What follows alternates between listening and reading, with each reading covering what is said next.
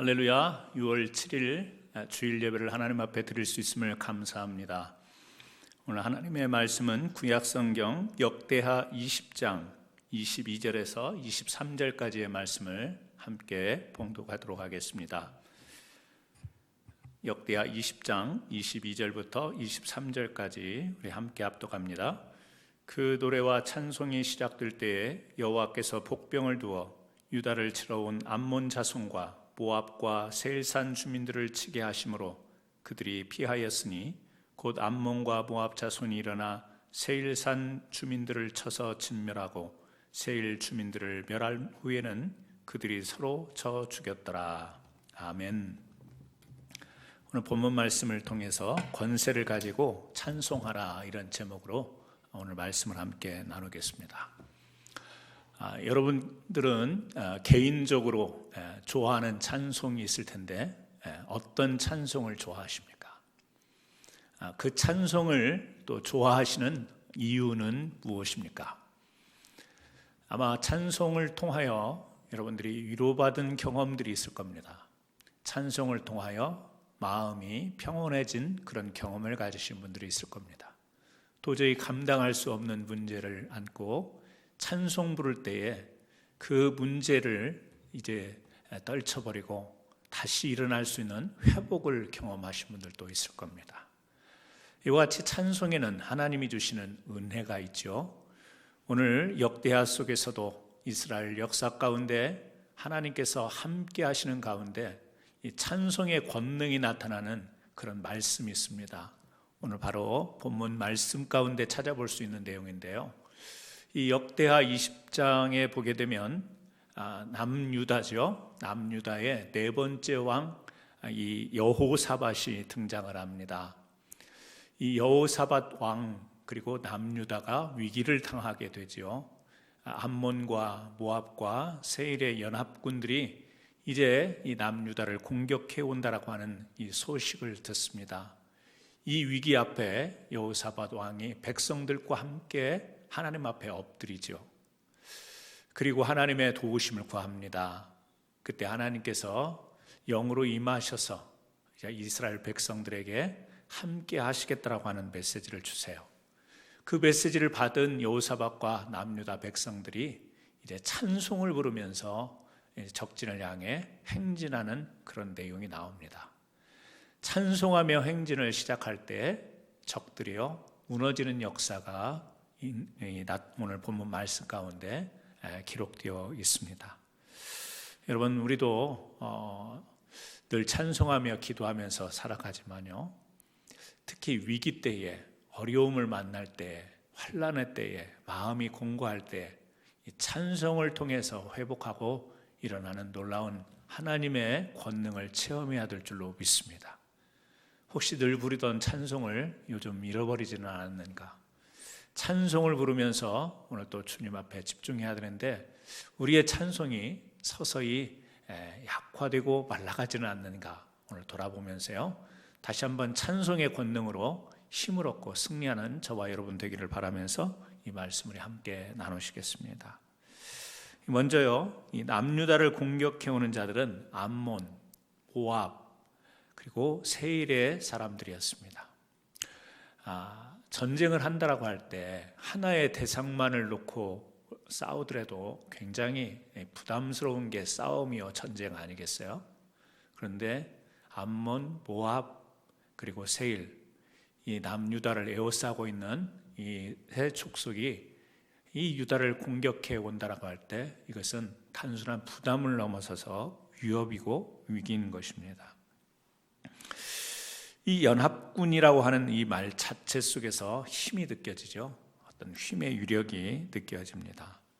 그런데 오늘 이 남유다 그리고 이 여호사밧 왕이 이 연합군을 물리치는 장면인데요, 저는 오늘 말씀을 보면서 이런 대결 구도가 어떻게 보이냐면 하나님의 백성 그리고 하나님이 함께 하시는 이 남유다에 하나님이 부여하신 권세와 그리고 연합군의 그 파워, 힘, 이 대결이 오늘 말씀 가운데 구도적으로 보입니다.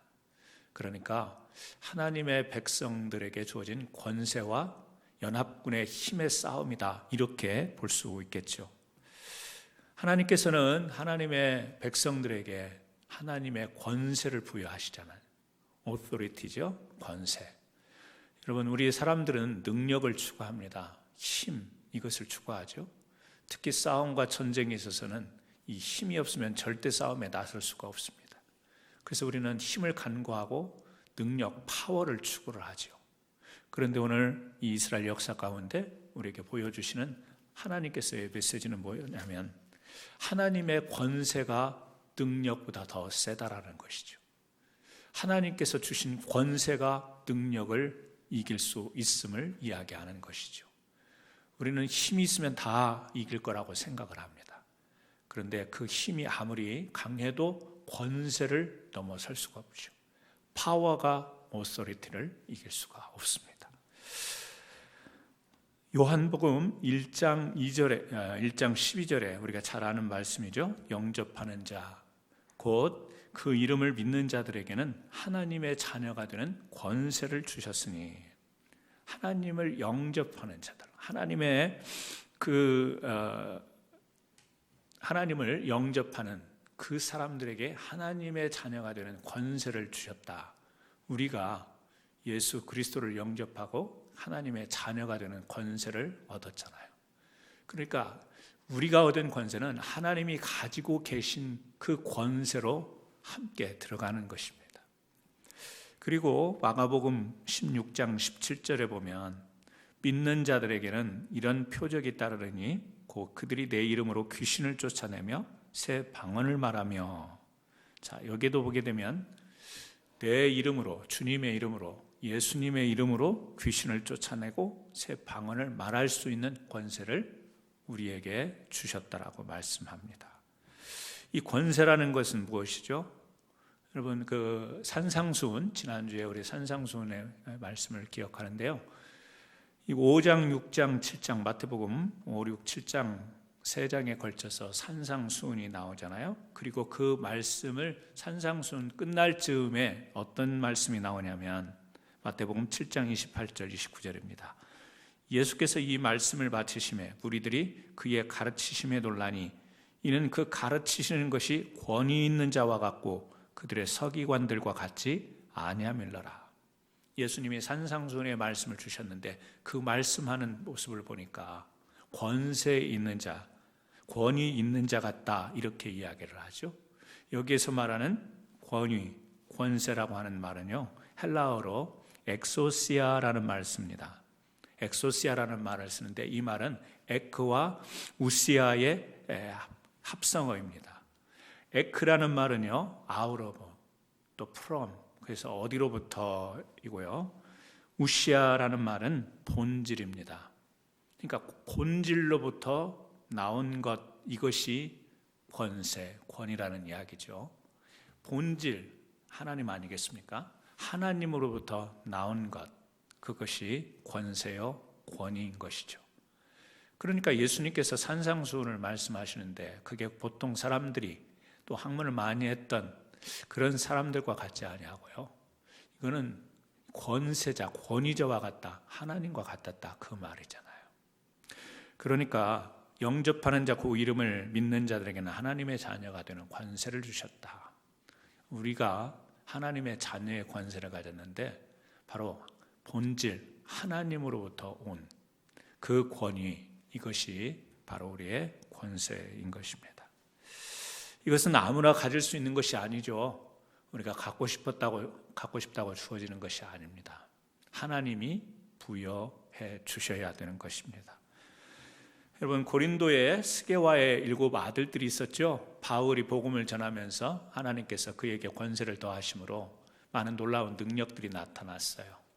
바울에게서 그런 능력이 있는 것이 아니라 권세를 입은 바울에게 그러한 권능이 나타났던 겁니다. 이 스게와의 아들들은요, 바울을 존경하지도 않으면서 따르지 않으면서 그 권능 행하는 것만 부러워했던 거예요. 그래서 자기네들도 바울이 행한 것처럼 흉내를 냈습니다. 예수 이름을 부르면서 권능을 행하려고 했죠. 어떤 일이 일어났죠? 아무런 일이 일어나지 않았습니다. 똑같이 예수 이름을 부르고 똑같은 모습을 가졌지만 바울에게는 하나님의 권세가 임했고 스게와의 아들들에게는 그 권세가 없었던 차이인 것이죠. 아무나 주여 주여 한다고서 다 능력이 나타나는 것이 아닙니다. 주님의 역사가 나타나는 것이 아니죠. 바로 하나님 앞에 이 권세를 입은 자들에게서 같은 권능, 또 기적도, 방언도 여러 가지 사역 가운데 열매도 맺혀지는 것입니다. 하나님의 백성에게 된 하나님의 백성, 하나님의 자녀된 우리에게는 하나님의 권세가 주어진 줄 믿습니다. 그 권세는 마귀의 괴계, 마귀 사탄 얼마나 능력이 있어요. 얼마나 파워가 있습니까? 하지만 우리가 가지고 있는 이 권세가 마귀의 괴계도 물리칠 그 힘이 주어지는 줄 믿습니다. 오늘 우리는 다시 한번 기억해야 됩니다. 우리는 하나님으로부터 권세를 입은 자들이다. 권세를 입은 자들이다. 이 권세 입은 자들에게 나타나는 일 가운데 하나가 뭐냐? 바로 찬송이 있다라는 거예요. 하나님께 권세를 입은 자들은 힘 있는 찬송이 있습니다. 그래서요, 오늘 우리가 읽지는 않았지만 이제 본문으로 돌아가서 18절 말씀을 보게 되면 여호사밧과 이 남유다 백성이 위기 때에 하나님을 찬송하는 장면이 나와요. 자, 18절 제가 읽어드립니다. 여호사밧이 몸을 굽혀 얼굴을 땅에 대니 온 유다와 예루살렘 주민들도 여호와 앞에 엎드려 여호와께 경배하고. 지금 왜 경배를 하냐면 이 위협의 소식을, 이 위기의 소식을 듣고 여호사밧이 하나님 앞에 엎드리는 거예요. 그랬더니 백성들이 따라 엎드리는 겁니다. 그리고 19절에 그핫 자손과 고라 자손에게 속한 레위 사람들은 서서 심히 큰 소리로 이스라엘 하나님 여호와를 찬송하니라. 엎드리고 경배하며 또 레위 사람들은요 찬송을 합니다.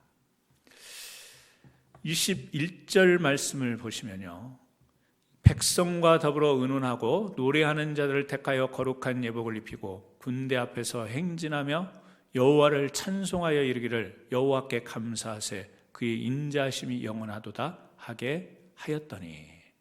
자, 먼저 여호사밧과 백성들이 하나님 앞에 엎드립니다. 하나님의 도우심을 구하는 것이죠. 하나님께서 함께 해 주시기를 간절히 바라는 것이죠.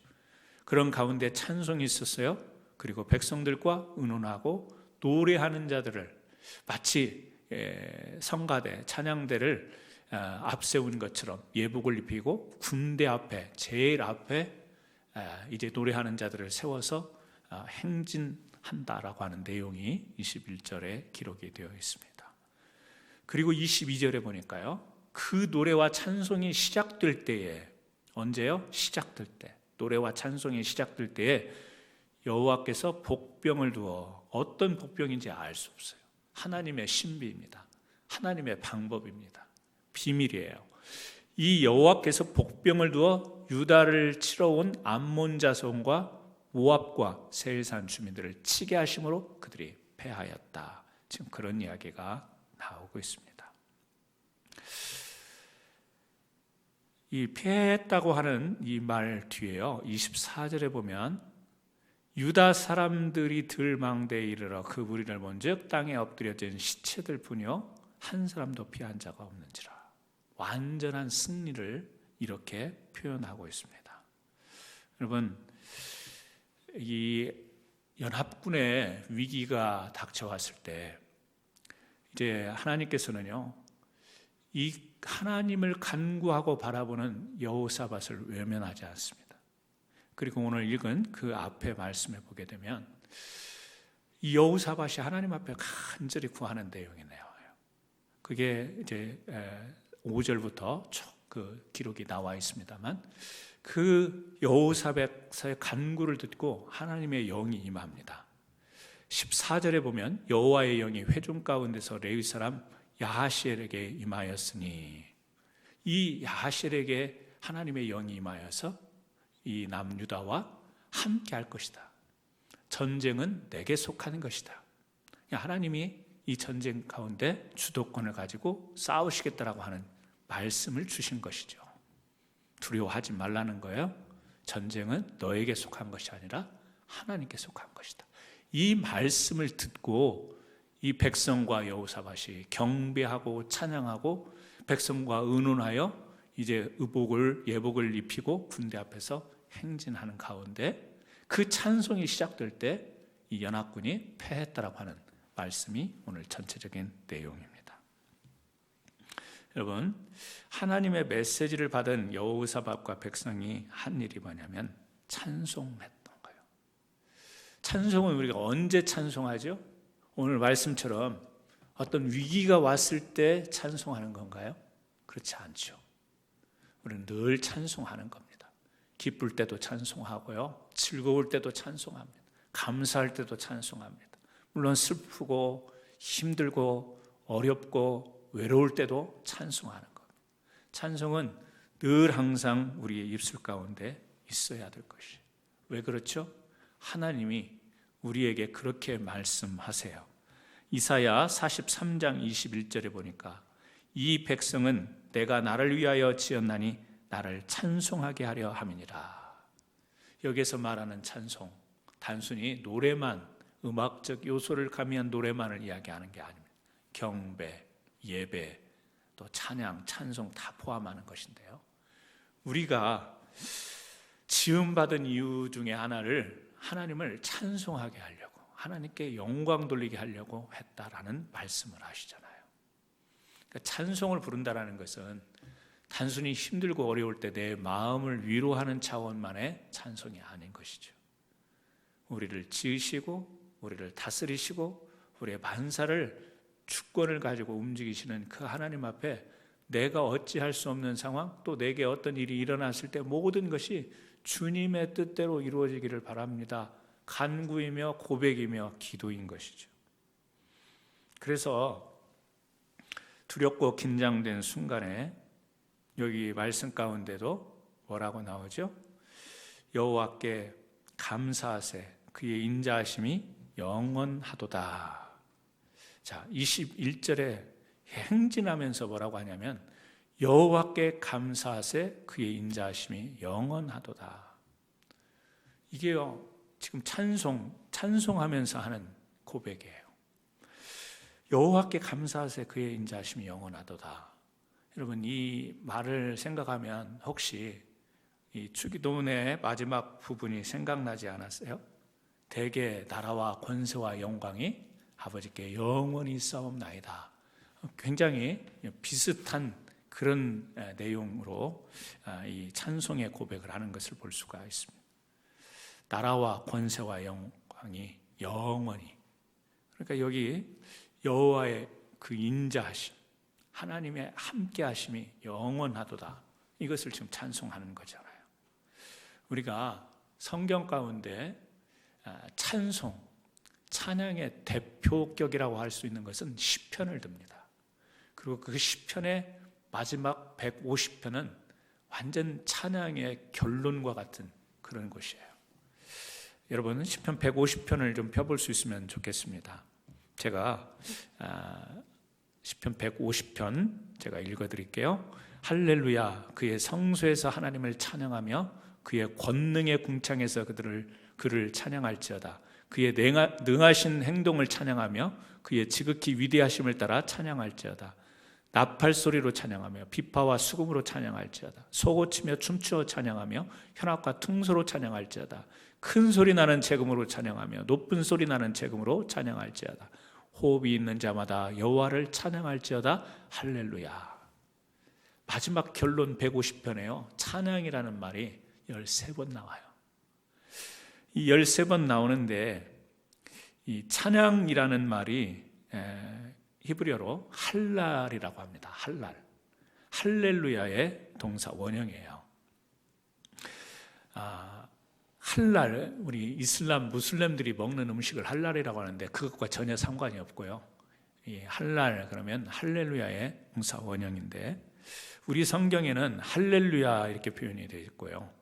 또 찬양하라 이렇게 찬양이, 할렐루야 찬양이 따로 되어 있지만 영어 성경을 보면 아마 Praise the Lord, Praise Him 이렇게 되어 있을 겁니다. 할렐루야라는 말이 안 나올 거예요. 왜냐하면 이 할랄을 우리 성경과 또 미국 성경이 다르게 번역했기 때문에 그렇습니다. 그러니까 다 할랄인 거예요. 할랄이 13번 150편에 나오는 겁니다. 그러면서 마지막에 이 시편 150편 마지막에 뭐라고 이야기하죠? 호흡이 있는 자마다 여호와를 찬양할지어다.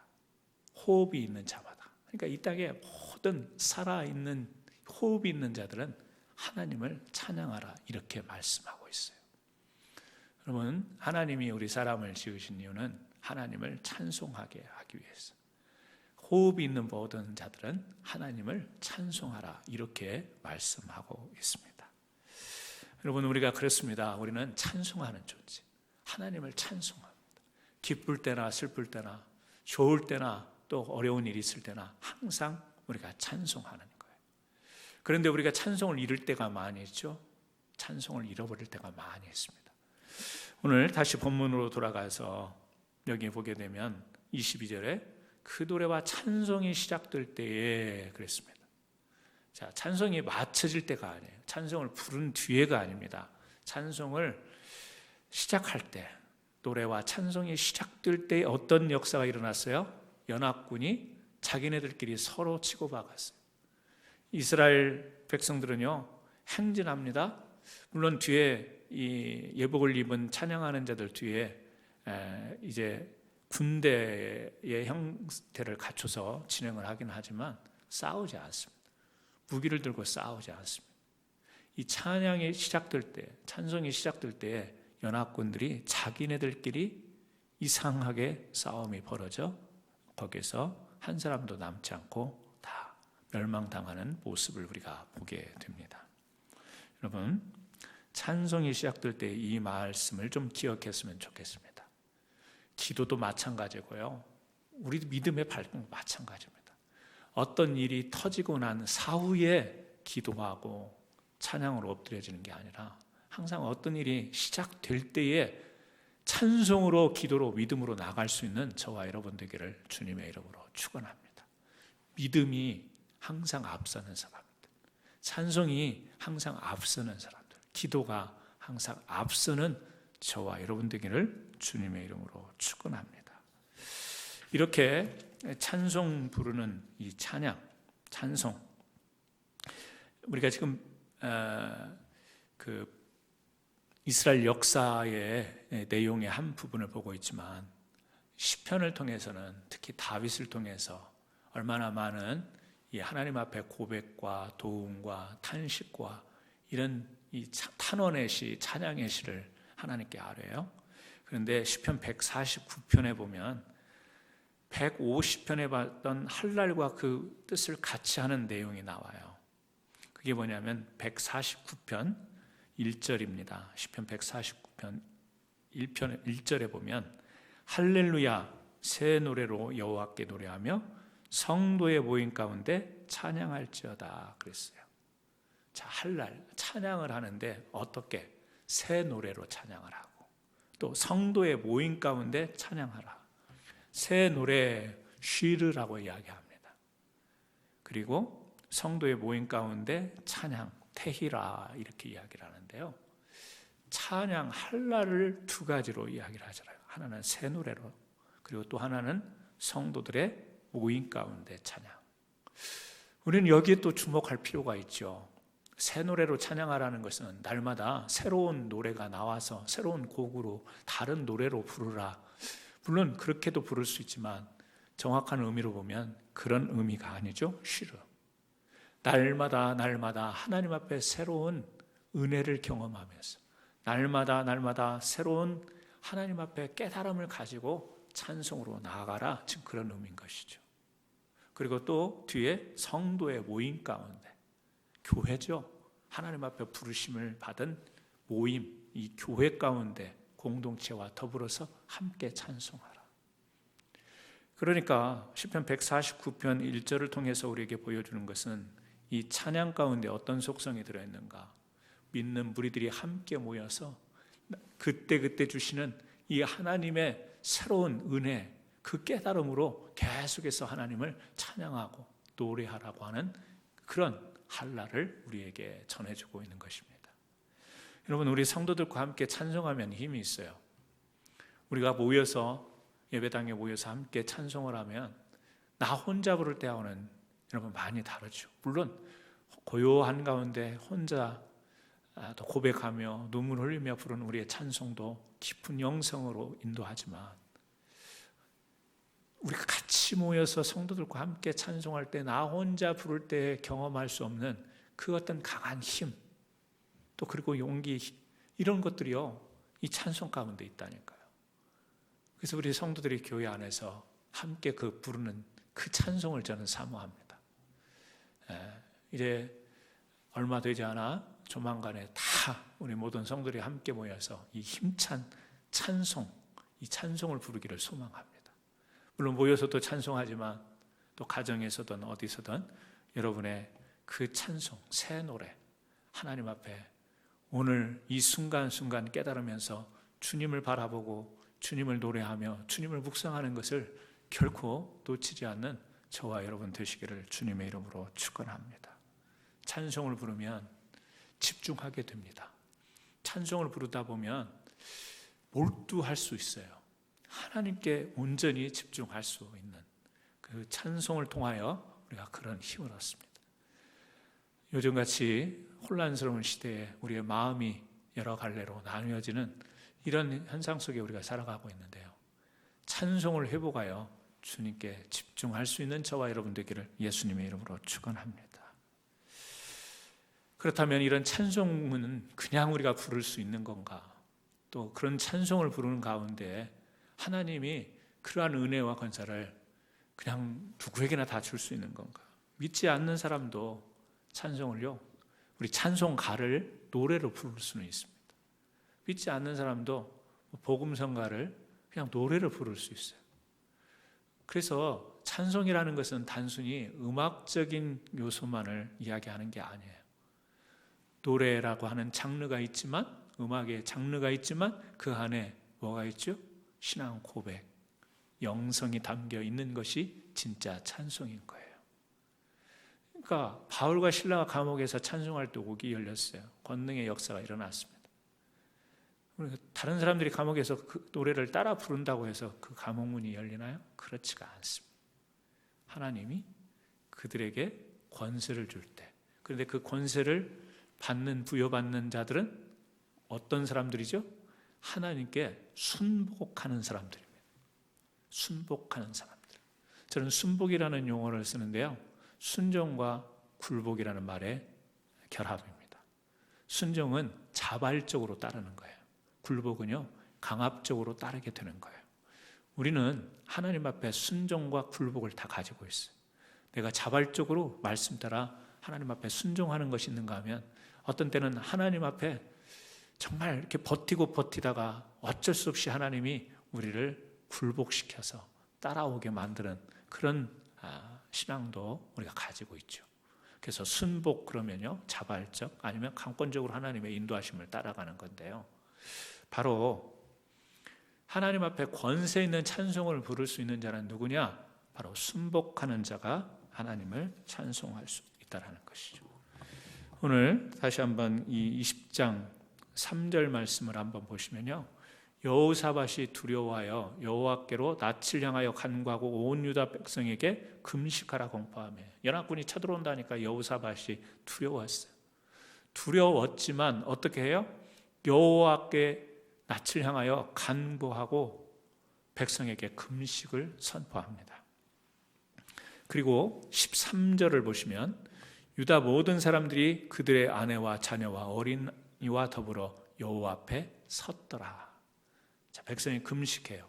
그리고 여호와 앞에 온 식구들이 다 함께 섰다라고 표현을 하고 있어요.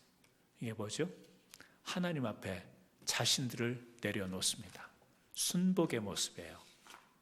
복종의 모습입니다. 하나님, 전적으로 하나님께 맡기고 따르겠습니다라고 하는 고백입니다. 이런 가운데 여호와의 영이 회중 가운데 임하잖아요. 그래서 18절, 19절에 보게 되면 여호사밧이 몸을 굽혀 얼굴을 땅에 대니 온 유다와 예루살렘 주민들도 여호와 앞에 엎드려 경배하고 엎드립니다. 하나님 앞에 순복하는 모습입니다. 그리고 20절에 이에 백성들이 아침 일찍 일어나서 드고와 들로 나아가니라. 나갈 때에 여호사밧이 서서 이르되 유다와 예루살렘 주민들아 내 말을 들을지어다. 너희는 너희 하나님 여호와를 신뢰하라. 그리하면 견고히 서리라. 그의 선지자들을 신뢰하라. 그리하면 형통하리라 하고. 자, 하나님께 순복해요. 그리고 여호사밧이 선포합니다. 너희는 내 말을 들으라. 너희는 하나님을 신뢰하라. 그리하면 견고히 설 것이다. 선지자들을 신뢰하라. 그러면 형통할 것이다. 그런데 지금 연합군은 앞에 다가오고 있어요. 자기네들과 싸우려고 지금 다가오고 있어요. 여러분, 싸움 무기를 들고 지금 자기네들을 향해서 공격해 오는데 여호사밧 왕은 뭐라고 이야기하냐면 찬송하면서 하나님을 신뢰하라. 선지자들을 신뢰하라. 그러면 우리가 견고히 설 것이다. 이 백성들이 당연히 이 말을 따를 거라고 생각하지만 한번 생각해 보세요. 지금 잠깐 후면 공격을 받을 수 있어서 재산도 빼앗기고 목숨을 잃어버릴 수도 있는 상황인데 여호사밧 왕은요, 전혀 싸울 어떤 준비는 하지 않고 하나님을 찬양하라는 거예요. 신뢰하라는, 믿으라는 거예요. 이 선포 앞에 백성들이 요동하지 않고 따라갈 수 있다는 것, 이게 순복인 겁니다. 여러분, 우리는 하나님을 의지해요. 믿어요. 말씀을 합니다. 근데 어떤 상황이 딱 부딪히면 그 말씀대로 정말 그렇게 이길 수 있을까? 말씀대로 승리할 수 있을까? 견고히 설 수 있을까? 말씀을 따르는 가운데도 그 의심이 사라지지 않는 것이 우리 사람들의 마음이잖아요. 그런데 지금 여기에서 보여준 것은 뭐냐면 백성들이 거기에 순복합니다. 여호사밧이 선포하는 이 말에 순복합니다. 앞에서 야하실에게 하나님의 영이 임했던 것을 그들은 신뢰합니다. 믿습니다. 순복합니다. 순복하는 자들에게 하나님은 권세를 주십니다.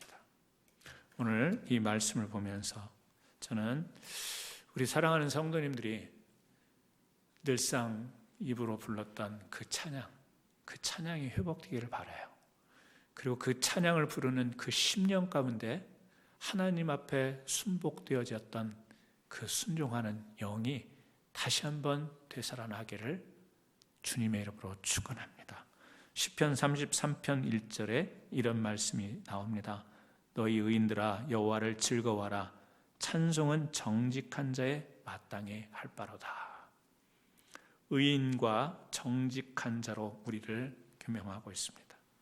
의인들아 여호와를 즐거워하라. 찬송은 정직한 자들이 마땅히 할 바로다.